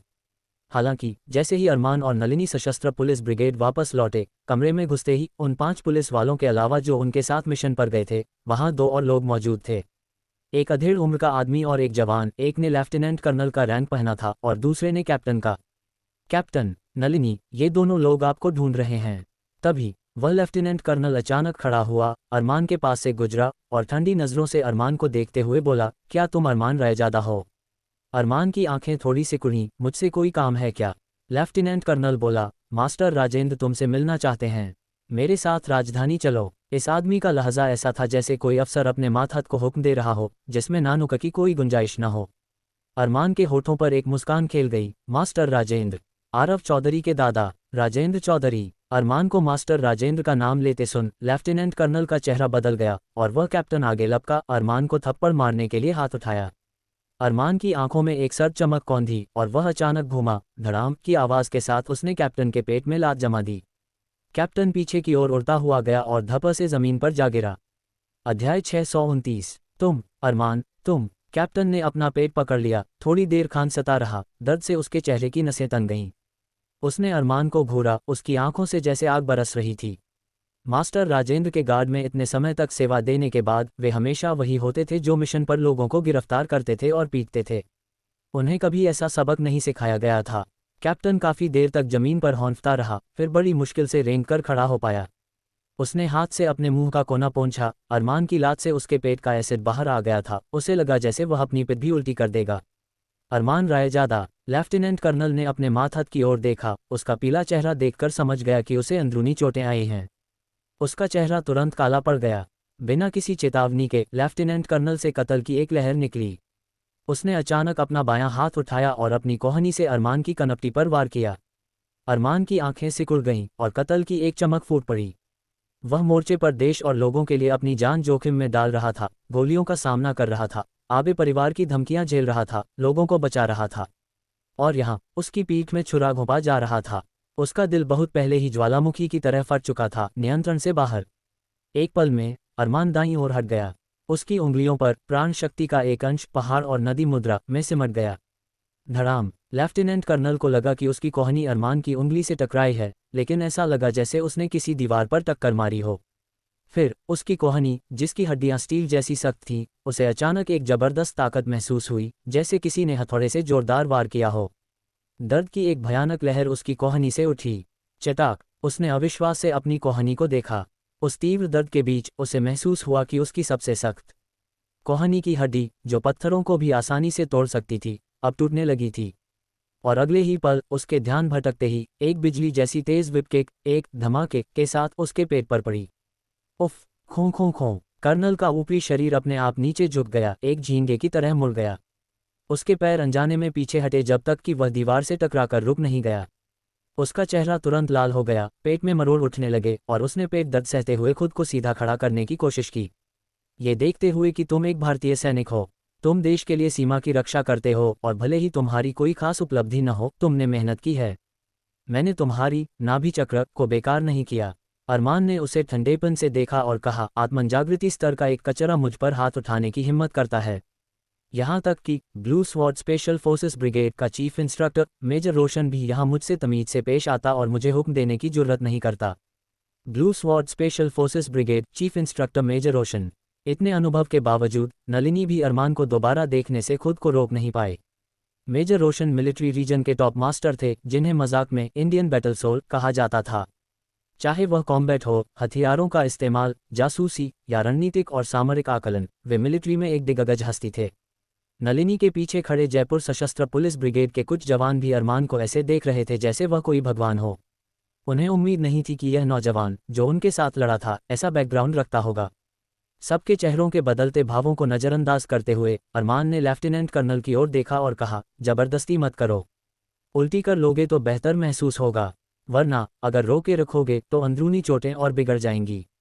पुफफ। ये सुनते ही लेफ्टिनेंट कर्नल अपना मुंह खोलने से खुद को रोक नहीं पाया और खून का एक फव्वारा बाहर निकला, जमीन पर टपक पड़ा। वापस जाओ और किसी से खून का दौरा ठीक करने और जमाव हटाने वाली आयुर्वेदिक दवा लिखवा लेना। 3 दिन खाओगे तो ठीक हो जाओगे। तुम्हारा मिजाज बहुत गर्म है, जरा सी बात पर लड़ने लगते हो। तुम्हें क्या लगता है बस इसलिए कि मैंने पेशा बदल लिया और डॉक्टर बन गया, मैं कोई शरीफ आदमी हूं जिसे दबाया जा सकता है? क्या तुमने नहीं सुना कि मेरा एक उपनाम भी था, रक्त किरण? अरमान ने अनजाने में अपने अतीत की बात कह दी, जिससे नलिनी को छोड़कर वहां मौजूद हर किसी के चेहरे का रंग उड़ गया। कुछ पुलिस वाले तो घबराहट में कुछ कदम पीछे हट गए, उनके हाथ अनजाने में ही अपनी बंदूकों के हैंडल पर कस गए। और वह कैप्टन जिसने अभी अरमान को मारने की कोशिश की थी, साथ ही वह लेफ्टिनेंट कर्नल जो अब खून थूक रहा था, उनका चेहरा भी पीला पड़ गया, होंठ कांपने लगे। 3 साल पहले अफगानिस्तान के हिंदू कुश पहाड़ों में स्थित एक गुरिल्ला ट्रेनिंग कैंप में अमेरिकी स्पेशल फोर्सेस घिर गई थीं, भारी नुकसान उठा रही थीं। उसी समय अमेरिकी सेना अन्य युद्ध क्षेत्रों में फंसी हुई थी और उन्हें बचाने के लिए बड़ी सेना भेजने में असमर्थ थी। अंत में अमेरिकी सेना ने उन्हें बचाने के लिए एक पाकिस्तानी स्पेशल ऑपरेशंस कंपनी को आमंत्रित किया, लेकिन वे गुरिल्लाओं द्वारा घात लगाकर रोके गए और बर्फीले पहाड़ को पार नहीं कर सके। हताशा में अमेरिका और पाकिस्तान के पास मदद के लिए भारत को तत्काल संदेश भेजने के अलावा कोई चारा नहीं था। उस समय अमेरिकी सेना को घेरने वाले आतंकवादियों के मुख्य सदस्य मूल रूप से खूंखार अपराधी थे जो चेचन्या से पीछे हट गए थे। उन्होंने भारतीय सीमा पर कई अक्षम्य अत्याचार किए थे। उस समय भारतीय त्यानशान मिलिट्री रीजन की त्यानशान डिवाइन स्वॉर्ड नामक विशेष टोही अभियान ब्रिगेड बचाव अभियान चलाने के लिए अफगानिस्तान में दाखिल हुई। किसे पता था, उनके अफगान क्षेत्र में प्रवेश करने से पहले ही उन्हें पता चला कि अमेरिकी स्पेशल फोर्सेस और अफगान गुरिल्ला पूरी तरह से खत्म हो चुके थे। इस लड़ाई में कुल 54 अमेरिकी सैनिक और 87 अफगान आतंकवादी मारे गए। जब पाकिस्तानी स्पेशल फोर्सेस पहुंची तो उन्होंने देखा कि एक साया गुरिल्ला ट्रेनिंग कैंप के अंदर कुछ खोज रहा था। बाद की जांच के मुताबिक ये सभी लोग एक ही व्यक्ति के हाथों मारे गए थे और वह व्यक्ति भाड़े की दुनिया का कुख्यात रक्त किरण था। एक व्यक्ति लगभग बिना खरोंच के 130 से अधिक लड़ाकू एलिट्स का कत्लेआम कर रहा था। कैसा भयानक युद्ध कौशल और कैसा मजबूत जिगरा चाहिए इसके लिए। दुनिया की अंडरग्राउंड इनामी सूची में रक्त किरण की कीमत लगातार ऊंची बनी हुई है, 100 करोड़ अमेरिकी डॉलर से भी ऊपर। ऐसा हत्यारा देवता वास्तव में भारत के अंदर मौजूद था, और तो और कौन सोच सकता था कि वह भारत का सबसे शानदार दिव्य चिकित्सक भी था। वे बस पूछना चाहते थे कि आखिर भारत का सुरक्षा तंत्र कैसे काम करता है। ऐसे खतरनाक व्यक्ति की कड़ी निगरानी नहीं की गई और उसे खुलेआम घूमने दिया गया। हालांकि जो वे नहीं जानते थे वह यह था कि जिस व्यक्ति ने उस समय अरमान को अमेरिकी सेना और अफगान आतंकवादियों से निपटने का आदेश दिया था, वह अब नई दिल्ली में एक खास कमरे में बैठा था। इसीलिए अरमान भारत में इतना आज़ाद रह सकता था, क्योंकि भले ही वह एक मर्सिनरी था, लेकिन सबसे पहले वह एक भारतीय था। माफ़ करना, लेफ्टिनेंट कर्नल ने मुश्किल से अपनी थूक ली, अपने माथात को सहारा दिया और अरमान को एक गहरी नज़र से देखा। उसे कुछ एहसास हो चुका था। वह बेवकूफ़ नहीं था और वह ऐसे उच्च स्तरीय संघर्षों में नहीं फंसना चाहता था। उनके जाने के बाद नलिनी ने अरमान की ओर देखा, लेकिन ईर्ष्या से बोली, तुम काफ़ी इतरा रहे हो, है न? रक्त किरण, हम्फ, कितना चिड़चिड़ा है। तुम दुनिया के युद्ध के मैदान के केंद्र में थे, जबकि मैं उस समय दक्षिण अमेरिका में ड्रग डीलरों को पकड़ रही थी। ये कितना नाइंसाफ़ी है, नलिनी ने कहा, फिर गुस्से में चली गई।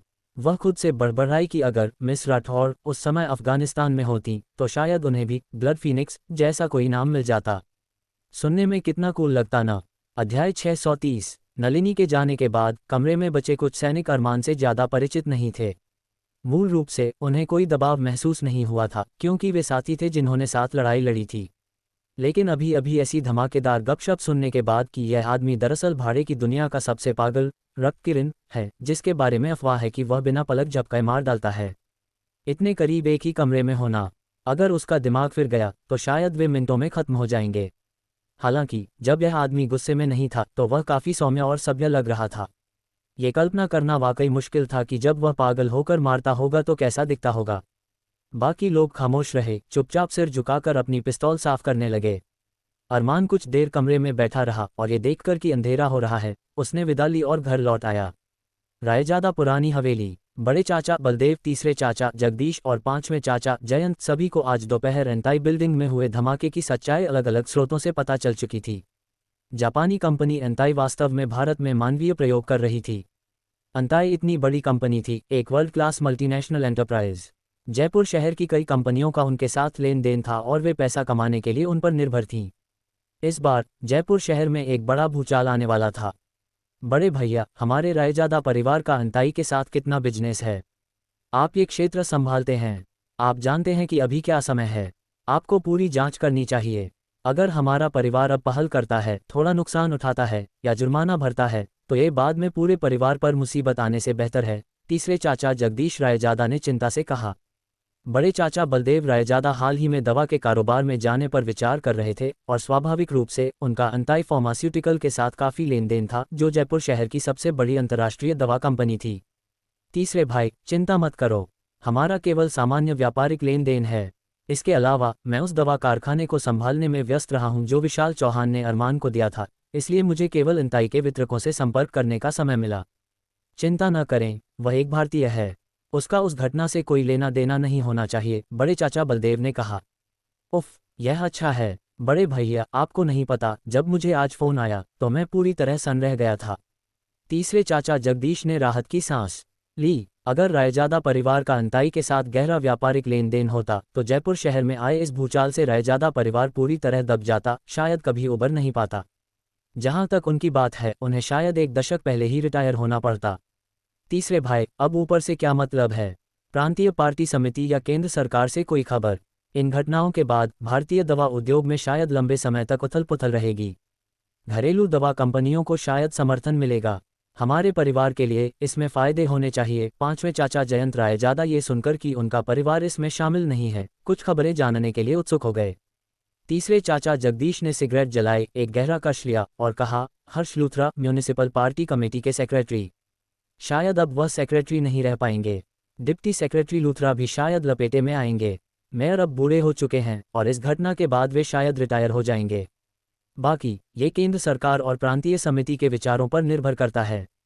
हालांकि चाहे आला कमान जैसे भी समायोजन करना चाहे, रायजादा परिवार के सदस्य के रूप में जगदीश रायजादा, जिन्होंने इस मामले में भाग नहीं लिया था, निश्चित रूप से प्रभावित नहीं होंगे।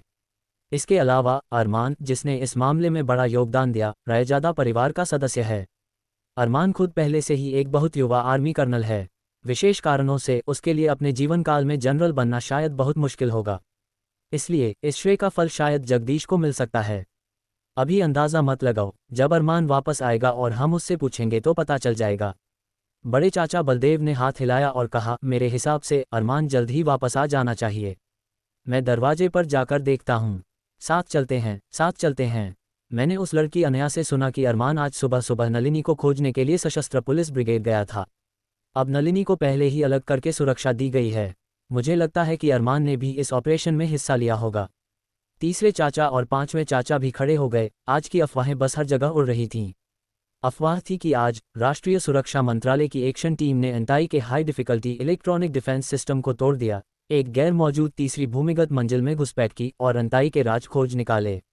मानवीय प्रयोग, जेनेटिक कोड और यहाँ तक कि जैविक आनुवंशिक वायरस, हर तरह की अजीब खबरें उड़ रही थीं और कोई नहीं जानता था कि किस पर विश्वास किया जाए। ये कहानी ब्रिटिश फिल्म 007 से भी ज़्यादा धमाकेदार थी। अरमान से पूछना ज़्यादा भरोसेमंद होगा। हालांकि अरमान के घर पहुंचने से पहले रायजादा परिवार के यहाँ एक बिन बुलाया मेहमान आया। नमस्ते, मैं राष्ट्रीय सुरक्षा मंत्रालय के 9वें ब्यूरो, आंतरिक सुरक्षा और जांच ब्यूरो, विशेष अभियान विभाग से एजेंट लोकेश जैन हूँ। कर्नल अरमान रायजादा को कुछ दस्तावेज देने का आदेश मिला है। एक तेज तर्रार सूट में एक अलग ही सैन्य आभा वाला एक आदमी रायजादा परिवार के दरवाजे पर दिखाई दिया। जब उसने बताया कि वह राष्ट्रीय सुरक्षा मंत्रालय के 9वें ब्यूरो, विशेष अभियान विभाग से है, तो जगदीश रायजादा के चेहरे पर साफ तौर पर अत्यधिक घबराहट दिखाई दी। राष्ट्रीय सुरक्षा मंत्रालय के सबसे भयानक ब्यूरो 7वें, 8वें, 9वें और 10वें ब्यूरो थे, और अधिकारियों के लिए सबसे भयानक स्वाभाविक रूप से 9वां ब्यूरो था, क्योंकि इस 9वें ब्यूरो का काम देश के भीतर सभी पार्टी विरोधी संगठनों की निगरानी करना था। आदमी जाहिर तौर पर समझ गया कि जगदीश उसका इस बिन बुलाए मेहमान का स्वागत नहीं कर रहे हैं, इसलिए उसका दरवाजा अंदर जाने का कोई इरादा नहीं था। उसने बस दरवाजे पर इंतजार किया। रायजादा परिवार के सदस्य सभी चिंतित और बेचैन थे। जब तक कि गली के मुहाने पर अरमान की गाड़ी दिखाई नहीं दी, वे सब ऐसे लग रहे थे जैसे उन्हें कोई तिनके का सहारा मिल गया हो। ओह, बड़े चाचा, तीसरे चाचा, पांचवें चाचा, आप लोग दरवाजे पर क्या कर रहे हैं? अरमान ने अपने चाचाओं को देखा, फिर मुड़कर लोकेश जैन को देखा, जिससे एक मजबूत कत्ल की आभा निकल रही थी, और बोला, ये कर्नल अरमान रायजादा, नमस्ते। मैं इंस्पेक्टर जगत प्रताप के आदेश पर आपके लिए कुछ दस्तावेज लाया हूँ। शायद ये आपके काम आएंगे। एजेंट लोकेश ने सलाम किया, फिर अरमान को दस्तावेजों का एक मोटा पुलिंदा सौंपा और फिर मुड़कर साफ सुथरे तरीके से चला गया। घर के अंदर वापस आकर अरमान ने रायजादा परिवार के अपने चाचाओं के सामने दस्तावेज खोले। ये वास्तव में अंताई ग्रुप की एक बही खाता थी। ये बही खाता। जगदीश रायजादा ने जल्दी से कुछ पन्ने पलटे और उनका चेहरा तुरंत नाटकीय रूप से बदल गया, क्योंकि बही खाते में सूचीबद्ध कुछ लोग वास्तव में जयपुर शहर के भीतर विभिन्न स्तरों के अधिकारी थे, सेक्शन चीफ से लेकर विभाग स्तर के कैडर तक, कुल दर्जनों। अरमान ने जल्दी से पन्ने पलटे, उसे कोई जाना पहचाना नाम नहीं मिला, और उसे सबसे ज्यादा डर इस बात का था कि कहीं उसके तीसरे चाचा का नाम भी इस लिस्ट में न हो। गनीमत थी कि वह नहीं था, वरना अरमान को समझ नहीं आता कि क्या करे। हालांकि चूंकि रायजादा परिवार इतना अमीर था, तीसरे चाचा को दूसरों से रिश्वत लेने की कोई ज़रूरत नहीं लगती थी। ये देखकर अरमान ने बही खाता जगदीश को सौंप दिया और कहा, तीसरे चाचा, आप इन लोगों से ज़्यादा परिचित हैं, इसलिए मैं इसे आप पर छोड़ता हूँ। ठीक है। जगदीश ने उत्साह से अरमान के हाथ से बही खाता ले लिया। इन बही खातों के साथ जयपुर शहर की सभी काली भीड़ों को बेनकाब करना काफ़ी होगा। जगदीश ने बही खाता पकड़ा और आधे घंटे से अधिक समय तक पढ़ा, फिर सोफे पर पीछे झुक गए, आंखें बंद करके गहरी आह भरी। मैंने कभी नहीं सोचा था कि जयपुर शहर इतना भ्रष्ट होगा।